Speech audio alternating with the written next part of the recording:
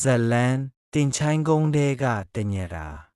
ညဖက်အချိန်လက်ပြညတညမှာတင်ချိုင်းကုန်းကြီးဟာပုံမှန်ထက်ပိုပြီးစိတ်ငြိမ်နေတဲ့လေတွေကဖြည်းဖြည်းချင်းတိုးတဲ့တစ်ကိုင်းတွေကြားကမောင်မိုက်ထဲမှာဘယ်သူမှမမြင်နိုင်တဲ့အရေးတွေလှုပ်ရှားနေတယ်လို့ခံစားရတယ်ခွေးရိုးဆိုတဲ့လူငယ်လေးဟာသူ့တငယ်ချင်းတွေနဲ့တင်းချိုင်းကုန်းကိုလာခဲ့တယ်သူတို့ဟာစိန်ခေါ်မှုတစ်ခုအနေနဲ့ဒီညမှာတင်းချိုင်းကုန်းထဲမှာတညတာနေဖို့ဆုံးဖြတ်ခဲ့ကြတယ်တချီကျွတ်တို့ဖိုးကြီးပြားကြီးလော်ပန်ပူတာကျွဲကြီးခေါင်းပြားကြီးတို့ဟာခွေးရိုးနဲ့အတူဒီစီစဉ်ကိုလိုက်ပါလာခဲ့ကြတယ်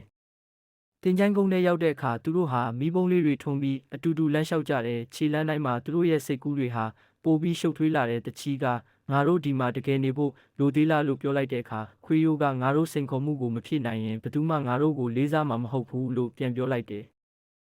ညတစ်ခေါင်ကြတော့သူတို့ဟာတင်းချိုင်းကုန်းရဲ့အလယ်မှာမီးပုံးလေးတွေထွန်းပြီးစုဝေးနေကြတဲ့ရုတ်တရက်ဆိုသလိုလေတွေကပြင်းထန်လာပြီးမီးပုံးလေးတွေကိုလှုပ်ခတ်လိုက်တဲ့ကြောက်စရာအတန်တွေကြားလာရတဲ့တချီကဒါဘာတန်လဲလို့ကြောက်ရွံ့စွာမေးလိုက်တယ်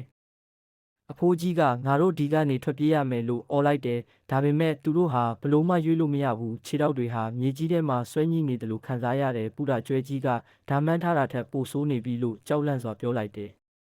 ရုတ်တရက်ဆိုသလိုတင်းချိုင်းကုန်းထဲကတစ်ပင်တွေရဲ့အရိပ်တွေဟာလှုပ်ရှားလာပြီးသူတို့ကိုဝိုင်းရံလာတဲ့ခေါင်းပြားကြီးကဓာတွေဘာတွေလဲလို့အော်လိုက်တယ်သူတို့ဟာမြင်ကွင်းကိုမယုံနိုင်အောင်ကြည့်နေကြတယ်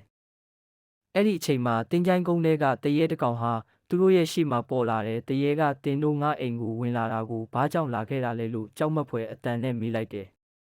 ခွေးရိုးဟာကြောက်ရွံ့နေပေမဲ့သူကငါတို့စိန်ခေါ်မှုအတွက်လာခဲ့တာကျေးဇူးပြုပြီးငါတို့ကိုမနှောက်ယှက်နဲ့လို့ပြောလိုက်တယ်တရေကရေပြီးစိန်ခေါ်မှုလားဒါဆိုတင်တို့ဒီညမှာငါနဲ့အတူနေရမယ်လို့ပြောလိုက်တယ်